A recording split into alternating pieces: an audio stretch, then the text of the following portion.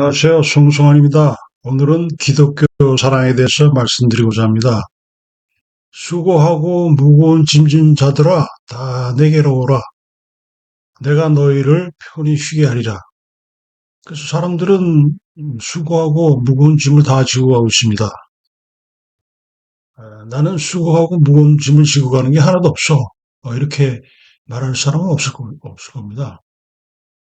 그래서 예수님의 어떤 사랑을 통해서 우리가 지고 짊어지고 가는 이런 수고하고 있는 그 짐, 무거운 짐을 좀 덜을 수 있다. 그런 얘기죠. 그래서 예수님의 어떤 말씀을 통해서 많은 도움을 받을 수가 있습니다. 그렇다고 아예 그 짐을 아, 어, 다 벗겨주는 그런 건 아니죠.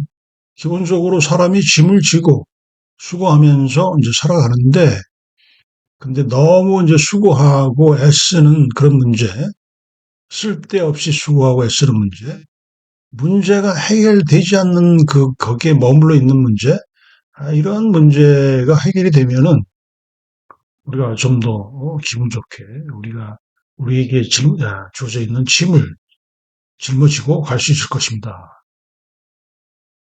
그래서 예수는 왜 내가 이 땅에 왔는가?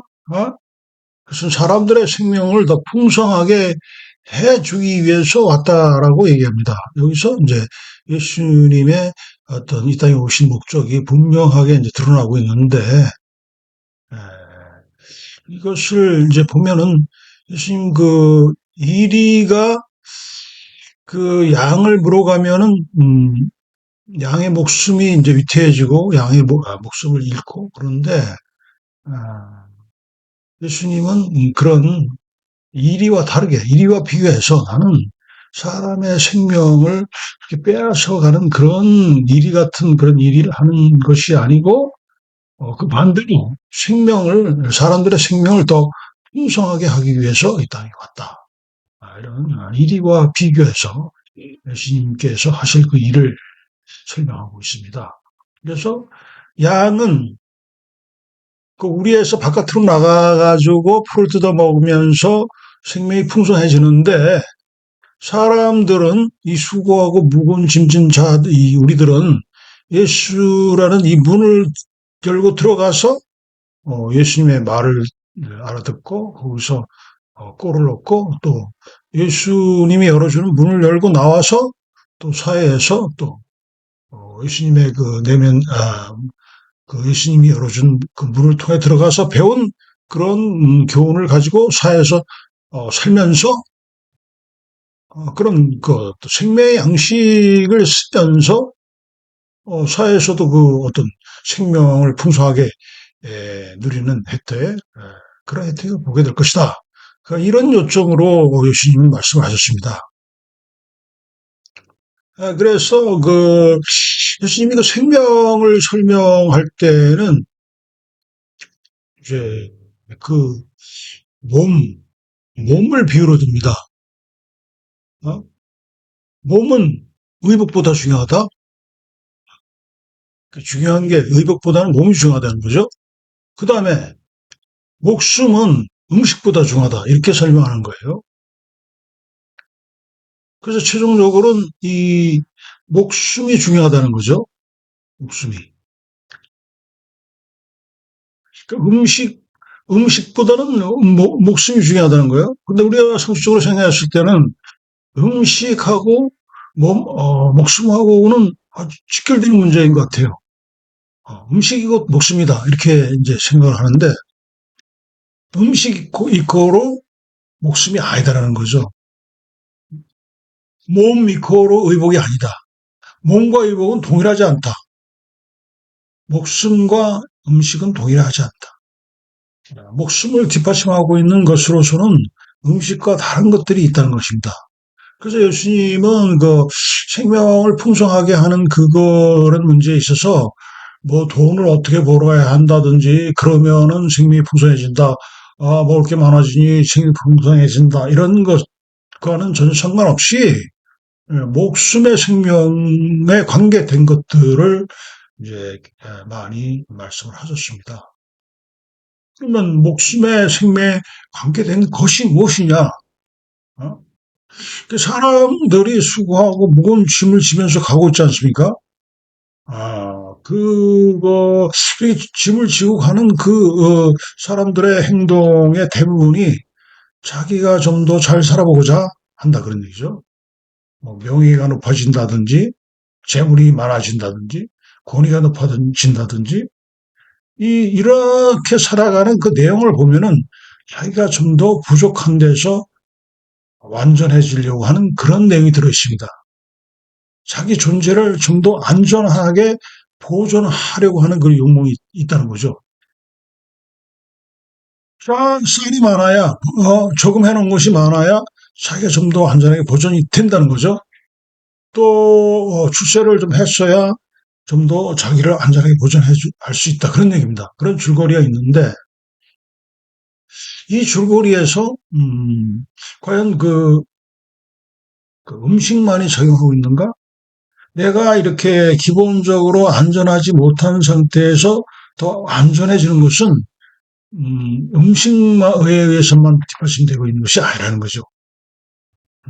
거기에는 감정도 있고 지성도 있고 그렇다는 거예요. 그 음식과 다르게 사람은 지성의 능력에 의해서 또는 감정의 어떤 완전함에 의해서 목숨의 생명이 더 풍성해진다는 그런 말이 됩니다. 그래서 기본적으로 이렇게 사람들이 노력하고 애쓰는 거에 있어서 그런 생명을 풍성하게 하는 사람들이 기본적으로 하고 있는 그 일에서 좀 더 수월한 방법을 가르쳐 주겠다라는 것으로 예수님의 말씀을 이해할 수가 있을 것입니다. 그래서 사람이 좀 더 완전해지는 것, 즉 생명이 더 풍성해지는 것, 여기서 정신적인 요인을 든다면은 용기 그리고 사랑, 용기를 가지고 있으면서 용기를 낸 결과 사람이 좀 더 완전해진다는 거죠. 용기에 의해서 자기 자신이 완전해진다. 즉 목숨의 생명이 풍성해진다. 그리고 이제 사랑에 의해서 사랑은 그 다른 사람의 문제를 해결해 주는 거예요. 다른 사람의 문제를 해결해 주면서 그 사람의 생명이 더 풍성해진다. 그 사람이 좀 더 불완전한 데에서 완전해질 수 있다. 사랑을 통해서 이렇게 이제 정신적인 요인에 의해서 목숨의 생명이 풍성해진다는 것입니다. 그리고 또한 정신의 내용을 바르게 간수해야 돼요. 어, 사람이 쓰고 있는 그 정신의 도구로서는 지성이 있습니다. 그리고 감정이 있어요. 그런데 이 감정이 자기의 생명에 반할 수도 있다는 거죠. 감정이 항상 그 사람의 생명을 풍성하게 뒷받침해 주고 있는 것이 아니라 오히려 사람의 생명을 해방하고 방해할 수도 있다는 것입니다. 수동 감정이 그렇다는 거죠. 수동 감정은 슬픔에서 볼 수가 있습니다.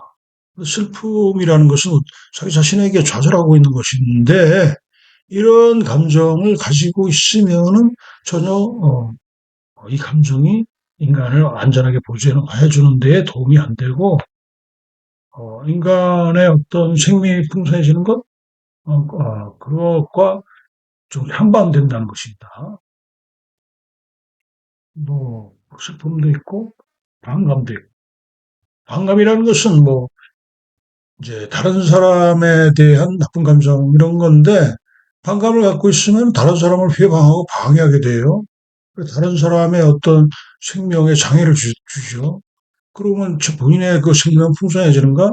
다른 사람을 방해하고 휘방하면은 자기의 생명이 더 풍성해지는가? 전혀 그런 게 없어요. 오히려 정서적인 불안을 겪고 이런 사람들이 잠도 제대로 잘 못 자고 나중에 우울증 약도 먹고 이렇게 본인의 생명도 더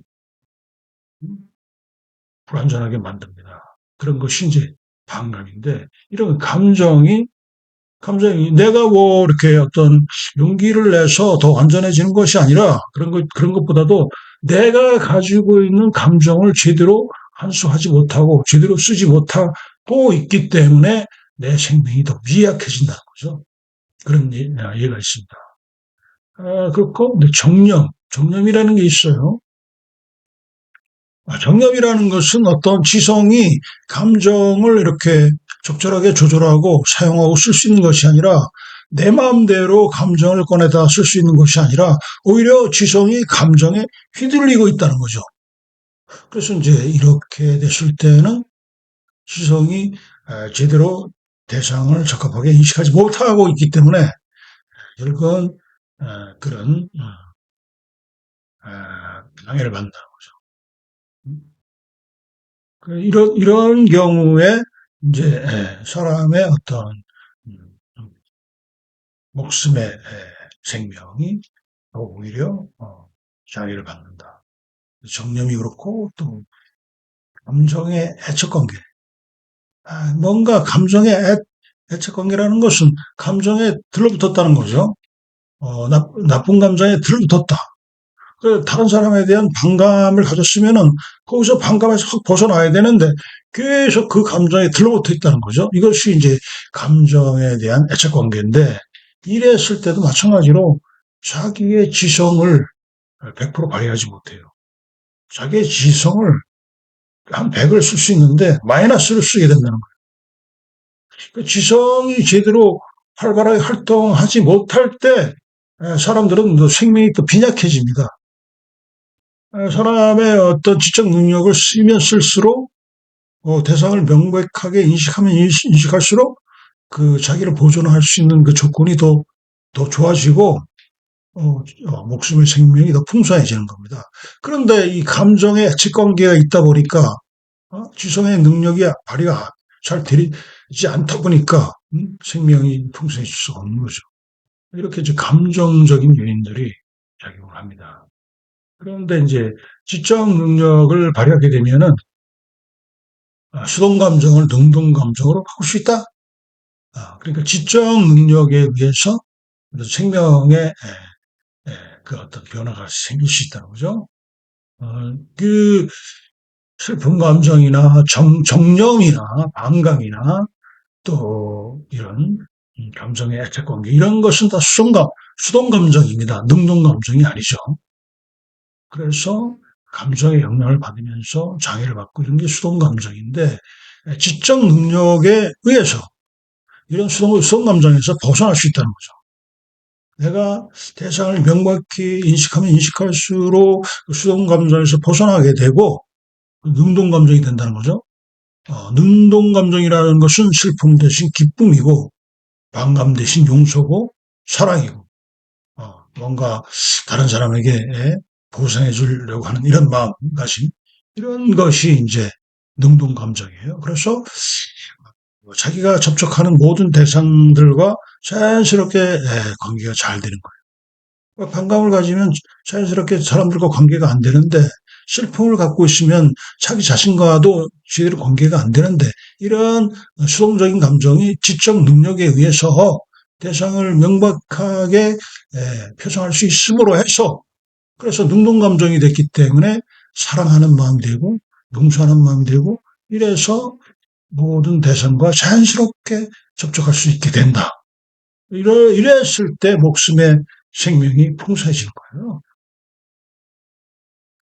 이런 이제 기본적인 어떤 생명에 대한 이해가 있고, 그 성서에 나타난 것을 보면 그 구약 성서에서 이제 생명이 또 풍성해지는 예를 본다면은 사람의 어떤 정신적인 능력에서 요셉의 경우와 아브라함의 경우를 볼 수 있습니다. 요셉은 노예로 애굽으로 태어나갔는데 거기서 이제 총리 대신까지 되고 있습니다. 그런데 처음에는 그 총리 대신이 된 게 아니었습니다. 어디 돈 많은 그 집에 총리를 일을 맡아보게 됐어요. 거기에 그 돈 많은 집에 뭐 할 일이 많았겠죠. 돈이 많으니까 뭐 땅도 많고 어떤 거기에 고용되어 있는 사람들도 많고, 이런 모든 그 일에 있어서 그 집, 그 주인이 이제 머리 아파서 자기가 직접 일을 하는 것이 아니라 다 요셉한테 맡겼어. 당신이 우리 살림은 다 해줘라. 그 대신에 우리 부인하고는 전혀 손대지 말아라. 그런 부탁을 했어요. 그런데 이 부인이 자꾸 요셉을 유혹한 거예요. 그래서 이제 요셉이 이제 잘생겼던 모양인데, 이제 잘 사는 주인의 그 부인이 요셉을 자꾸 유혹했는데, 요셉이 이제 여기서 용기를 내는 겁니다. 정신적인 능력을 발휘하는 거죠. 그래서, 나는 절대 안 됩니다. 그겠죠? 왜 안 되느냐? 막 그렇게 유혹을 했을 때, 이제 요셉이 도망을 갔어요. 도망을 가니까 이 여자가, 자기가 잘못했지 않습니까? 자기가 유혹했는데, 요셉이가 잘못한 것처럼 뒤집어 쓴 거예요. 요셉이 자기를 뭐 이렇게 어떻게 간음을 하려고 하다가 내가 뿌리치니까 요셉이 도망갔다. 이런 식으로 죄를 뒤집어 쓴 겁니다. 그래서 이제 사실 요셉의 입장에서 봐서는 그때 용기를 내지 말고 그냥 순응했으면은 오히려 펄쩍하게 그냥 그대로 그 집에서 일 잘 봐주면서 잘 먹고 잘 살 수 있었지 않겠나 이런 이제 후회도 들 수 있었지만 어쨌든 그는 이게 재판을 받고 감옥으로 들어가요. 그런데 이제 감옥에서 이제 뭐 사람들 이리 얘기 저 얘기 들으면서 요셉이 또 달변가였던 것 같아요. 그래서 뭐 사람들 꿈 얘기도 하고 그럴 때 이제 꿈풀이를 잘해줬어요, 요셉이가. 그러니까 이 꿈에 대한 게 해석을 하는 거 보니까 이 국가의 어떤 정세와 깊은 관련이 있어요. 그래서 이 사람이 뭐 좀 국가 일을 하면 좋겠다 해가지고 이제 나라에서 이 사람을 이제 기용을 하게 되고 요셉은 거기서 이제 총리 대신이 된 거. 이렇게 해서 이제 그 사람의 어떤 출세의 어떤 어떤 경로를 보면은 출세한 내용을 보면은 보십시오. 이게 노예에서 총리 대신까지 갔으면은 그게 상당한 거지 않습니까? 그러면 자신을 안전하게 보존할 수 있는 것이 사람들은 보통 상식적으로 노예보다는 그런 지위가 높은 게 좋다는 거죠. 그래야 더 자신을 더 안전하게 보존한다. 또 이제 생명의 관점에서 보면 목숨의 생명이 더 풍성해진 겁니다. 이것이 이제 원인이 어디 있나? 그의 정신적인 능력, 용기에서 비롯됐다는 거죠. 아브라함도 이제 그렇습니다. 아브라함은 이제 자식이 없었습니다. 그래서 70이 넘어도 자식이 없었지만은 그래도 그는 이제 아들을 바라고 있었어요. 지금 하고 비교해서 옛날 사람들이 더 이게 남아소송이 강했고 그 자손이 있어야 자기가 안전하게 보존되는 그런 데 있어서 염려가 없다 이런 사고방식이었습니다. 그 자식이 있어야 더 든든하다는 거죠. 그렇게 해야 자기의 생명이 더 안전하게 보존이 되는 겁니다. 그래서 자식을 바라고 있었는데 자식이 없어서 좀 그랬는데 이때 하나님이 이제 아브라함에게 얘기를 한 것입니다. 아브라함아, 하나님, 너는 내 말을 들어라. 내가 지시할 땅으로 이사를 가라. 그러면 여기 네가 지금 살고 있는 여기가 뭐 땅도 있고 집도 있고 노비도 있고 그렇지만 네 아비 집을 떠나서 보따리 싸들고 모든 이삿짐을 챙겨가지고 내가 지시할 땅으로 가라 해서 그러면은 거기 가면은 네 자손이 하늘에 뜬 별을 봐라 저렇게 많아질 것이다 라는 이런 이제 얘기를 해줍니다. 이렇게 해서 이제 아브라함이 용기를 냈다는 거죠. 이게 아마 대단한 용기인가 봐요. 이 아브라함의 어떤 하나님에 대한 믿음을 사람들은 상당히 높게 평가하고 있습니다. 그래서 아브라함은 이제 믿음의 조상이라 이렇게 얘기하고 있는데, 그러니까 이제 아브라함은 하나님을 믿었기 때문에 용기를 내고 먼 가나안으로 이제 이사를 갔습니다. 그래서 그 결과가 또 좋았어요. 네, 자손을 많이 얻게 됐죠. 그래서 여기서 이제 자손이 없는 것은 약간 존재로 봐서는 불안전하고 자손이 많은 것은 또 존재로서도 안전해졌는데 이렇게 생명이 이제 미약한 데서 더 풍성해졌다라고 봤을 때 여기서 이제 정신적인 것이 작용하고 있다는 거죠. 이렇게 봤을 때, 예, 이렇게 우리가 수고하고 무거운 짐을 지고 가는 입장에서 봤을 때도 우리의 생명을 뒷받침해주고 있는 그 요인이 단지 음식이만 있는 것이 아니었다. 어? 라는 용기와 같은 것이 있었다는 거죠. 정신적인 것이 뒷받침되고 있었기 때문에 목숨의 생명은 이런 정신에 의해 뒷받침이 되고 있다. 그리고 또 한 가지는 사랑. 사랑이 사람의 목숨을 뒷받침하고 있다는 거죠. 목숨의 생명을. 그래서 이제 성경에 보면 하나님이 이제 그 이스라엘 사람들에게 이방인들이 이스라엘에 와서 많이 살고 있는데 이방인들을 과시하지 말아라. 그 이방인들이 편안하게 잘 살아갈 수 있게 불편 없이 살아갈 수 있게 해라. 이스라엘 사람들아, 당신들도 너희들도 애국에 가서 살 때는 그렇게 이방인으로 살아서 불편한 게 많았지 않았냐? 그러니 그런 걸 생각해서라도 이제 이 이스라엘에 들어와서 살고 있는 이방인들의 그 삶을 좀 보살펴줘라 했습니다. 그랬을 때 이스라엘 사람들이 그 이방인들을 잘 돌봐줬을 거 아닙니까? 이렇게 했을 때 이방인들이 어떻게 되겠습니까?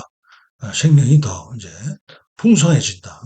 이것은 사람의 정신으로서 사랑에 의해서 사람의 생명이 더 풍성해지는 그런 것입니다. 이렇게 이제 생명이 풍성해지는 것은 정신적으로 뒷받침이 되고 있고, 그리고 이제 감정에 의해서 생명이 이제 뒷받침이 되는 것은 감정과 어떤 지성. 그러니까 감정과 지성을 합치면 이제 정신이 됩니다. 그래서 사람의 생명은 정신에 의해서 풍성해진다. 이런 관점에서 또 접근해 볼 수가 있습니다. 음식이 사람의 목숨을 다 100% 뒷받침해 주고 있는 것이 아니고 음식만 보면 안 된다는 거죠. 사람이 살아가는 데 있어서 먹는 것만 보면 안 된다는 거죠. 먹는 것 말고 정신이 사람의 생명을 뒷받침해 준다. 정신의 내용은 지성과 감정이다. 감정과 지성을 잘 간주해야 돼요. 잘 간수하지 못하면 반감을 갖게 되고 슬픔을 갖게 되고 또 정령을 갖게 되고 감정의 애착관계에 빠지게 되고 그렇습니다. 그렇지만 지성의 능력을 제대로 잘 발휘하게 되면은 그런 수동 감정에서 벗어나서 어떤 능동 감정을 갖게 된다는 거죠. 이렇게 해서 감정과 지성이라는 어떤 정신에 의해서 인간의 생명이 풍성해진다는 것입니다. 이런 관점에서 그러면 예수님은 사람들의 생명을 어떻게 풍성하게 해주는 일을 하셨는가? 라고 했을 때 물론 예수님은 사람들에게 용기를 주고 있습니다. 베드로야. 베드로는 그때 바다에 나서 고기를 잡았습니다. 그런데 이제 고기를 한 마리가 못 잡았습니다. 그렇게 이제 빈 배를 타고 우투로 나오고 있는 것을 보고 예수님이 베드로야. 예수님. 배에서 내려서 식당으로 갈 생각은 하지 말고 지금 그냥 그 배 타고 나가라. 나가서 그 깊은 데 가서 그물을 내려라. 이렇게 얘기를 했습니다. 그랬더니 이제 용기를 주는 겁니다. 그래서 베드로가 밤새도록 고기 잡았는데 들어갈 수 있고 눕고 자고 싶은데 여기서 다시 또 나가야 되나 했지만은 그는 용기를 냈어요. 용기를 내 가지고 예수님의 말대로 가서 깊은 곳에 가서 그물을 냈습니다. 그런데 밤새도록 한 마리도 못 잡은 그 그물에 고기가 끌어올리기 힘들 정도로 많이 잡힌 거예요. 그래서 이제 용기에 의해서 그리고 용기라는 건 정신이죠. 용기에 의해서 베드로의 능력이 좀 이렇게 제대로 발휘되는 걸 보게 되는데 이런 데에서 사람의 어떤 생명이 풍성해지는 것을 볼 수가 있고 예수님도 마찬가지로 그런 용기를 주면서 사람들의 생명을 풍성하게 하는 그런 일을 하셨다. 그리고 이제 사랑 사랑에 의해서 사람의 생명이 풍성해지는 것도 물론 예수님이 가르쳤습니다. 그리고 이제 그 사람의 어떤 감정이나 지성의 능력을 올바로 간수하거나 올바로 쓰면서 인간의 생명이 풍성해질 수 있는 그 길을 가르치신 겁니다. 어떻게 이 사람의 감정을 잘 간수할 수 있는가? 그건 이제 첫 번째로 원수를 사랑하라. 어? 원수를 사랑하면은 감정을 제대로 감수할 수 있게 되는 거예요. 원수를 미워하라. 그렇게 얘기하는 사람은 없지만 내가 원수를 미워하고 있다? 그러면은 감정이 제대로 간수가 안 되는 겁니다. 원수를 미워하고 있으면은 내가 나한테 미워하는 감정이 있기 때문에 미움이 생겨 있지 않습니까? 미움이라는 것이 불완전한 감정이에요. 수동적인 감정입니다. 지성의 능력을 100% 발휘 못해. 100%가 뭐예요? 마이너스가 돼요. 지성의 능력을 발휘하는 거에서. 미운 감정을 가지고 있으면은 사람이 하루 종일 지성의 그 능력을 발휘해서 할 일이 숱하게 많아요. 그런데 제대로 판단하지 못하고 무능하게 살게 된다는 거죠. 미워하지 않게 되면 원수를 사랑하게 된다면 나는 지성의 능력을 100% 발휘할 수가 있습니다. 그러니까 예수님이 원수를 사랑하라 그렇게 말하지 않습니까? 응? 원수 핍박을 받아도 핍박받고 있는 핍박하고 있는 그 사람을 미워하지 말아라. 돈을 빌려달라고 막 그러면 돈 빌려줘라. 누가 뺨을 갖다 때리거든. 오늘 뺨도 갖다 대라. 어? 사람을 몇 번까지 용서하냐? 7번까지만 용서하면 되겠습니까? 뭔 소리냐? 7번이 아니라 70번을 7번씩이라도 용서해라. 이게 무슨 말입니까? 용서를 안 하면은 뭐야? 반감이지 않습니까? 반감은 감정을 제대로 간수 못하는 거예요. 용서는 뭡니까? 사랑이지 않습니까? 이건 감정을 100% 간수하는 거예요.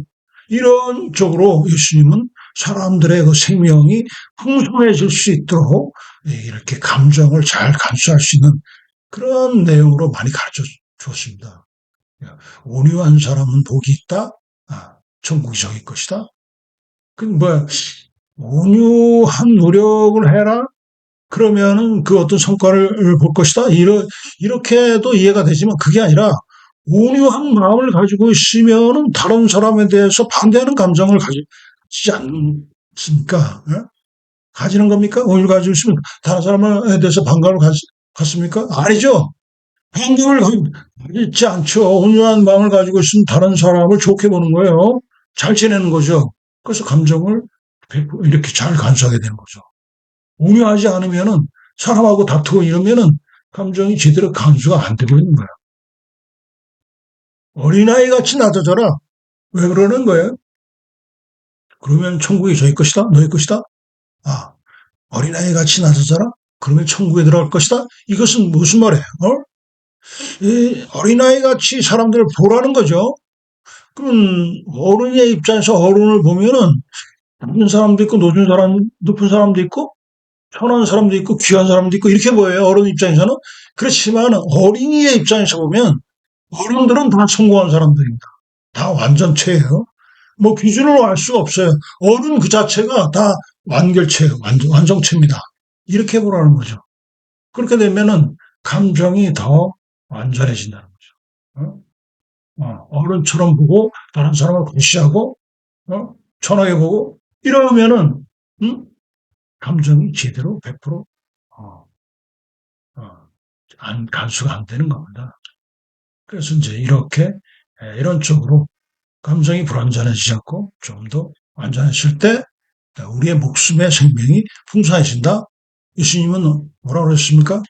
내가 이 땅에 온 것은 생명을 더 풍성하게 하기 위해서다. 어떤 생명이냐? 목숨의 생명이다. 그런 쪽으로 이제 예수님은 우리를 도와준 겁니다. 감정도 그렇고 지성도 그래요. 지성의 능력을 100% 발휘하지 못하고 있는 것은 자기에게 어떤 지적 능력이 있는지를 잘 파악하지 못하고 있는 거예요. 사람이 자기 있는 어떤 지적 능력을 100% 발휘, 알고 있으면은 거기서부터 만족이 생겨요. 왜? 자기가 가지고 있는 지성의 능력을 알게 되면 그만큼 자기를 보존하는 일이 유리해지기 때문이다. 뿐만 아니라 자기의 지성의 능력을 실제 대상을 명확히 표상하는데 쓰고 있으면은 그것도 만족이 생겨요. 아, 자기의 지성의 능력을 발휘해서 저게 뭐다라는 것을 분명하게 표상할 수 있다라고 하면 거기서 만족이 생겨요. 그런데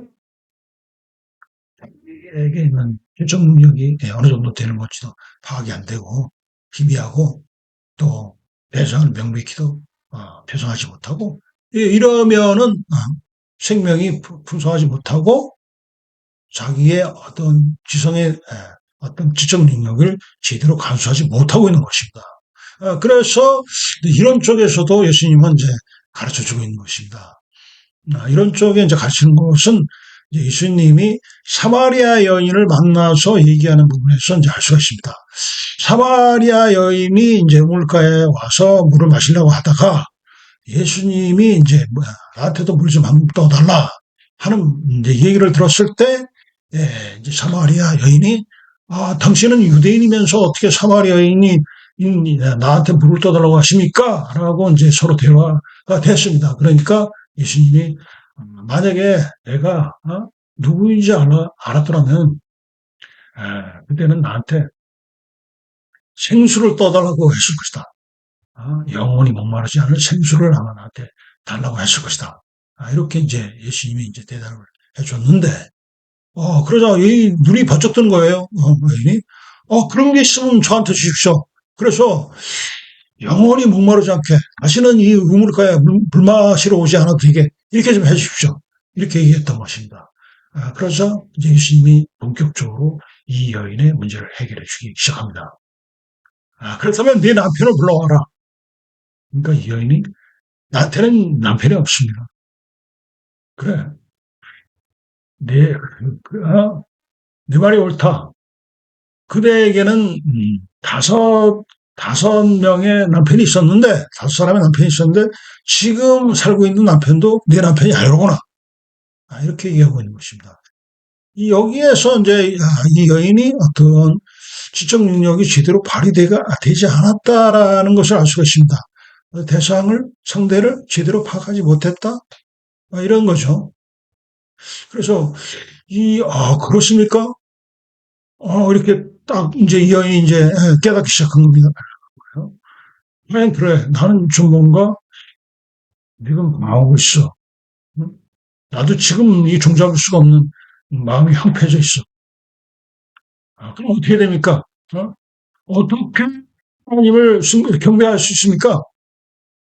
어떻게, 그러니까 하나님을 경배하면서 지적 능력이 더 분명해진다는 거죠. 어, 그래서 예수님이 신령과 진정으로 예배를 하라.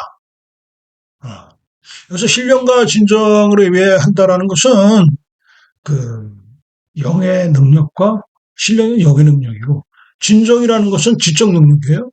참되고 바르게 하는 그런 능력, 지적 능력. 그러니까 참되고 바르게 할 수 있는 지적 능력을 내가 가지고 있는 것을 또 이렇게 파악을 해야 되죠. 나한테 그런 게 있어요. 그걸 쓰면서 또 영적 능력을 쓰면서 경배하라. 예수님과 소통을 하라 그런 얘기죠. 그러면서 지적 능력을 좀 더 명백히 하라 그런 얘기죠. 지적 능력을 좀 더 분명하게 해라. 그래야 경배가 제대로 된다. 예배가 제대로 된다. 그러면은 어디 가서 예배해야 됩니까? 산으로 가야 됩니까? 예루살렘으로 가야 됩니까? 하니까 예수님이 산으로 가지도 말고 어? 예루살렘으로도 가지 말고 지금 이 자리에서 하면 된다. 예배 장소도 알려줬어요. 그리고 지금 해. 이때다. 예배하는 때가 이때다. 꼭 때를 정해서 장소를 정해서 어디 가지 않아도 지금 여기서 할 수 있다. 라는 것을 이제 가르쳐 줬습니다. 이렇게 하면서 이제 사마리아인에게 이제 만족이 일어났는데 이런 이제 만족이 일어났다는 것은 그 사마리아 여인의 지적 능력이 회복됐다는 거죠. 이렇게 이제 예수님은 지적 능력도 이제 바르게 간수할 수 있도록 이런 것도 이제 신경 써서 가르쳐 줬습니다. 그 지성의 능력과 감정의 능력이 정신의 능력이고 그 정신의 능력을 제대로 감수하면은 그러면은 인간이 좀 더 자기 자신을 안전하게 보존하는 데 있어서 유리해지는 것이죠. 네, 그러면서 그것이 결국은 인간의 목숨의 생명을 더 풍성해 주도록 하는 거죠. 그만큼 사람이 수고하고 무거운 짐을 지고 가는 데 있어서 수월하게 되는 것입니다. 그리고 이제 예수님이 이제 사랑을 통해서 또 이제 최종적으로 깊이 있는 그 얘기를 해주고 있는데, 그러니까 이것은 이제 예수님이 예를 들어서 설명한 거예요. 어떤 사람이 이제 예수님 앞에 나타났어요. 그 율법사가 어떤 영생을 얻겠습니까? 하니까 예수님이 그랬습니다. 내가 율법사니니 유대인의 율법사가 아니냐? 그럼 내가 살아갈 것이 아니냐? 한번 대답을 한번 해봐라. 하니까 율법사가 저는 목숨을 다해서 힘을 다해서 하나님을 사랑하는 것입니다. 두 번째는 이웃을 사랑하는 것입니다. 이게 율법입니다. 그래서 예수님 네 말이 옳더라. 그러면은 네가 기대하고 있는 그 영생을 얻을 것이다 하니까 이 율법사가 어느 정도 한 50%는 맞췄어요. 그렇지만은 또 이 율법서가 약간 그 많은 사람 앞에서 우쭐대고 싶은 그런 또 이게 심리가 있었던 것 같아요. 그래서 그러면은 예수님 내 이웃은 누구십니까? 누구입니까? 딱 이렇게 질문했습니다. 그래서 예수님이 선한 사마리아인의 사건을 예를 들어서 설명합니다. 선한 사마리아인이 이제 길을 가다가 강도받는 사람을 도와줬다. 이게 이제 예, 이야기의 줄거리예요. 그럼 이제 이게 여기에 이제 사랑의 내용이 나오는데 구체적인 예를 들어서 사람이 사랑하는 그거 예가 나왔는데 여기에서 목숨의 생명이 이제 풍성해지는 내용을 찾아 볼 수 있다는 거죠. 첫 번째는 그 강도 맞는 난 사람입니다. 이 사람이 거의 죽게 되게 맞아서 쓰러져 있었는데 그 사람 옆으로다가 레인도 지나가고 대제사장도 지나갔어요. 이 사람들은 다 이제 성직자였는데 그렇게 다 지나가다 보면은 이 사람은 결국 죽을 수밖에 없는 거예요.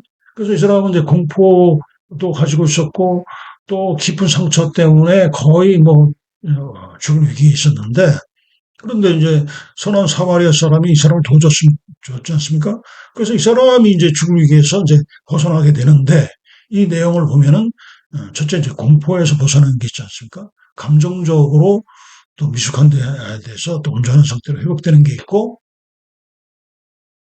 그리고 이제 아무래도 이제 여관에 와서 정서적으로 안정이 됐겠죠. 그래서 대상을 좀 더 있는 그대로 접촉할 수 있는 그 능력도 회복이 되고 정신적으로도 많이 회복이 되고 여기서 이제 생명이 좀 더 목숨의 생명이 더 풍성해지는 거. 결국 사랑함으로 해서 사랑받고 있는 사람이 이렇게 이제 생명이 풍성해지는 내용을 볼 수 있다는 거죠. 그리고 두 번째는 이 선한 사마리아 사람에게도 그 생명이 풍성해지는 내용이 있다는 거죠. 첫 번째 감정의 부분에서 보겠습니다. 이 사람이 이제 길에서 강도받는 사람을 보고 그냥 지나갔으면은 뭐 전혀 그런 감정이 애정이나 동정 이런 감정이 안 나타났을 것입니다. 그런데 여기 이 쓰러진 사람을 보고 가서 이 사람의 그 상처에다가 포도주도 발라주고 뭐 붕대로 삶아주고 이게 이제 이렇게 하기 전에 동정과 애정심이 있었다는 거죠. 먼저 감정적으로 그렇게 접근한 거 아니겠습니까? 그러면 동정심이나 애정심은 감정이 제대로 감수가 되고 있는 겁니다. 감정으로 봐서는 풍성해진 거, 목숨의 생명을 풍성하게 할 수 있는 그렇게 감수하고 있는 감정입니다. 이런 게 나타났죠. 감정적으로 완전해져 있어요. 사랑함으로. 그리고 이제 이 강도 만난 사람을 이제 가까운 그 여관으로 데려가게 되는데 짐승에 태워서 여관을 찾아갔고 거기에서 이제 또 전문 의료진을 거기 뭐 비상약품이 있었겠죠. 저 여근이니까 주변에 뭐 또 약을 구할 수가 있는 데가 있었을 거고 그렇게 이제 치료를 받게 해주고 그 다음날 떠나면서 또 여관 주인한테 돈을 더 넉넉히 주고 합니다. 이렇게 하는 모든 방법들이 그의 어떤 지적 능력이 100% 발휘되고 있다는 거죠. 자기가 이 위기에 처한 사람을 어떻게 구해야 할지를 망설임 없이 실천해, 방법대로, 가장 효과적인 방법대로 실행해서 옮겼다. 이런 것은 이 사람의 지적 능력이 100% 발휘됐다. 자기의 어떤 생명을 풍성하게 할 만큼 자기의 지적 능력을 온전히 감수하고 있다. 이렇게 볼 수가 있는 것입니다. 왜? 사랑했기 때문에. 사랑하면은 이렇게 목숨의 생명이 풍성해지는 거예요. 목숨의 생명이 풍성해지면은 어, 방황이 줄어들고 내 무거운 짐이 좀 줄어들고 어, 수고도 줄어들고 이렇다는 거죠. 이런 쪽으로 예수님이 생명을 사람들의 생명을 풍성하게 하게 해줬다. 이렇게 이해할 수가 있습니다.